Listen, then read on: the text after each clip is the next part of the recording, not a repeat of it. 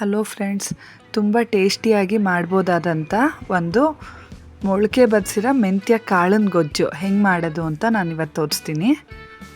ಇದಕ್ಕೆ ನೀವು ಮೆಂತ್ಯ ಕಾಳನ್ನ ಓವರ್ ನೈಟ್ ನೆನೆಸ್ಬಿಟ್ಟು ಅಥವಾ 6 hours ನೆನೆಸಿ 6 hours ಆದಮೇಲೆ ನೀರನ್ನೆಲ್ಲ ತೆಗೆದುಬಿಟ್ಟು ಅದನ್ನು 2-3 ದಿನ ಹಾಗೆ ಬಿಡಬೇಕಾಗತ್ತೆ. ಆವಾಗ ಮೆಂತ್ಯ ಮೊಳಕೆ ಬಂದಿರುತ್ತೆ. ಇದು ಹೆಲ್ತ್ಗೆ ತುಂಬ ಒಳ್ಳೆಯದು. ಇದಕ್ಕೆ ಇನ್ನೇನೇನು ಇಂಗ್ರೀಡಿಯೆಂಟ್ಸ್ ಬೇಕಂದರೆ ಇಲ್ಲಿ ತೋರಿಸಿದ್ದೀನಲ್ಲ, ಇಷ್ಟೂ ಬೇಕಾಗತ್ತೆ. ಗೊಜ್ಜನ್ನ ಮಾಡ್ತಾ ಎಕ್ಸ್ಪ್ಲೇನ್ ಮಾಡ್ತೀನಿ ನೋಡಿ. ಮೊಳಕೆ ಬರಿಸ್ಬೇಕನ್ನಲ್ಲ, ಇಷ್ಟು ಮೊಳಕೆ ಬಂದಿರಬೇಕಿದು. 2 ದಿನ ಅಥವಾ 3 ದಿನದಲ್ಲಿ ಇಷ್ಟು ಮೊಳಕೆ ಬಂದಿರುತ್ತೆ ಇದು. ಇದ್ರ ಜೊತೆ ನಾನು ಒಂದು ಟೊಮೆಟೊ ಮತ್ತು ಈರುಳ್ಳಿ ಎರಡನ್ನೂ ಸಣ್ಣದಾಗಿ ಹೆಚ್ಚಿಟ್ಕೊಂಡಿದ್ದೀನಿ. ಇವಾಗ ಯಾವ ಪಾತ್ರೆಯಲ್ಲಿ ಗೊಜ್ಜು ಮಾಡ್ತೀರಾ ಆ ಪಾತ್ರೆಗೆ 2 ಸ್ಪೂನಷ್ಟು ಎಣ್ಣೆ ತಗೊಳ್ಳಿ. ಎಣ್ಣೆ ತಗೊಂಡು ಅದು ಕಾದಾದ್ಮೇಲೆ ಸಾಸಿವೆ, ಜೀರಿಗೆ ಎರಡನ್ನೂ ಹಾಕಿ ಅದು ಸ್ವಲ್ಪ ಸಿಡಿಯೋ ತನಕ ಬಿಡಿ.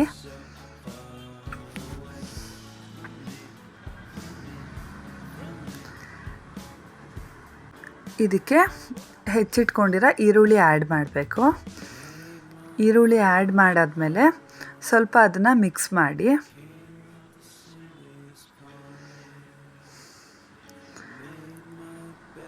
ಎರಡರಿಂದ 3 ನಿಮಿಷ ಅಷ್ಟು ಫ್ರೈ ಮಾಡ್ಕೋಬೇಕು.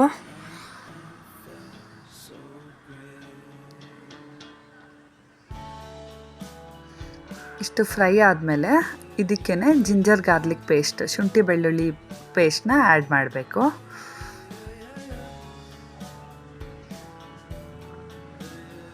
ಇದನ್ನು ನೀಟಾಗಿ ಮಿಕ್ಸ್ ಮಾಡ್ಕೊಳ್ಳಿ. ಮಿಕ್ಸ್ ಮಾಡ್ಕೊಂಡಾದಮೇಲೆ ಎಲ್ಲ ಪುಡಿನೂ ಹಾಕ್ಕೋಬೇಕು.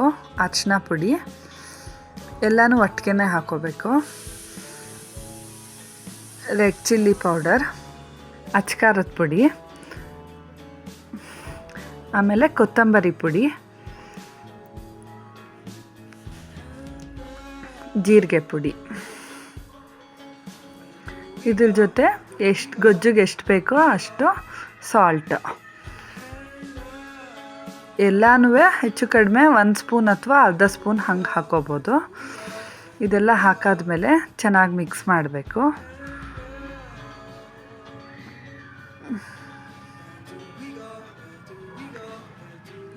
ಇದು ಚೆನ್ನಾಗಿ ಮಿಕ್ಸ್ ಆದಮೇಲೆ ಟೊಮೆಟೊ ಇರುತ್ತಲ್ಲ, ಟೊಮೆಟೊನ ಹಾಕ್ಕೋಬೇಕು.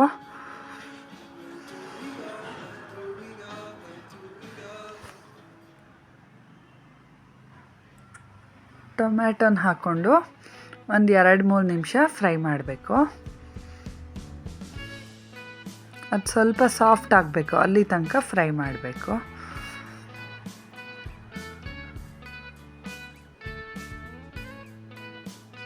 ಇದು ಫ್ರೈ ಆದಮೇಲೆ ಮೊಳಕೆ ಬಂದಿರೋ ಮೆಂತ್ಯ ಇರುತ್ತಲ್ಲ, ಇದನ್ನು ಆ್ಯಡ್ ಮಾಡ್ಕೋಬೇಕು.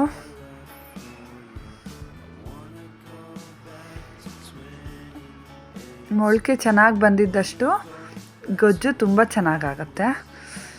ಇದು ಆ್ಯಡ್ ಆದಮೇಲೆ 3-4 ನಿಮಿಷ ಹಾಗೇ ಫ್ರೈ ಮಾಡ್ಕೋಬೇಕು. ಮೀಡಿಯಮ್ ಫ್ಲೇಮಲ್ಲಿದ್ದರೆ ಸಾಕಿದು.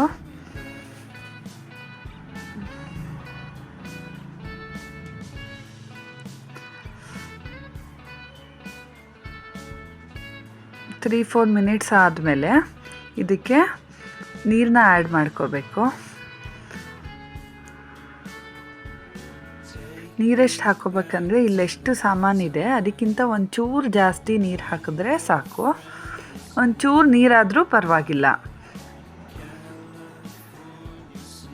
ಆಮೇಲೆ ನಿಧಾನಕ್ಕೆ ಇದನ್ನು ನಾವು ಅಕ್ಕಿ ಹಿಟ್ಟು ಹಾಕಿ ಗಟ್ಟಿ ಮಾಡ್ಕೋತೀವಿ, ಅದರಿಂದ ಒಂಚೂರು ನೀರು ಜಾಸ್ತಿ ಆದರೂ ಪರವಾಗಿಲ್ಲ. ಇದನ್ನು 7-8 ನಿಮಿಷ ಮುಚ್ಚಳ ಮುಚ್ಚಿ ಬೇಯಿಸ್ಕೋಬೇಕು. ಈ ಥರ ಕುದಿಯೋಕ್ಕೆ ಸ್ಟಾರ್ಟ್ ಆಗಬೇಕಿದ್ದು. 7-8 ಮಿನಿಟ್ಸ್ ಆಗಿದೆ. ಇವಾಗ ಇಷ್ಟು ಕುದಿಯೋಕ್ಕೆ ಸ್ಟಾರ್ಟ್ ಆಗಿದೆ. ಇದಕ್ಕೆ ಇವಾಗ 2 ಸ್ಪೂನ್ ಅಥವಾ 3 ಸ್ಪೂನ್ ಅಕ್ಕಿ ಹಿಟ್ಟು ತೊಗೊಂಡು ಅದನ್ನು ನೀರಲ್ಲಿ ನೀಟಾಗಿ ಕದರ್ಬಿಟ್ಟು ಗಂಟಿಲ್ದಿದ್ದಂಗೆ ಇದಕ್ಕೆ ಮಿಕ್ಸ್ ಮಾಡಬೇಕು.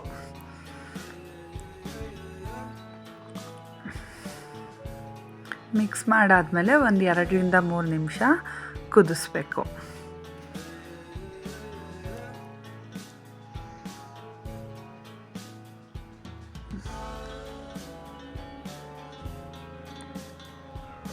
ಮಧ್ಯ ಮಧ್ಯ ಮಿಕ್ಸ್ ಮಾಡ್ತಾಯಿರಿ, ಕನ್ಸಿಸ್ಟೆನ್ಸಿ ಎಷ್ಟಿದೆ ಅಂತ ಚೆಕ್ ಮಾಡ್ಕೋತಾಯಿರಿ. ನೀಟಾಗಿ ಬಾಯ್ಲ್ ಆದಮೇಲೆ ಲಾಸ್ಟಲ್ಲಿ ಕೊತ್ತಂಬರಿ ಸೊಪ್ಪನ್ನ ಆ್ಯಡ್ ಮಾಡಬೇಕು. ಆ್ಯಡ್ ಮಾಡಿ ಒಂದು ಸಲ ಮಿಕ್ಸ್ ಮಾಡಿ.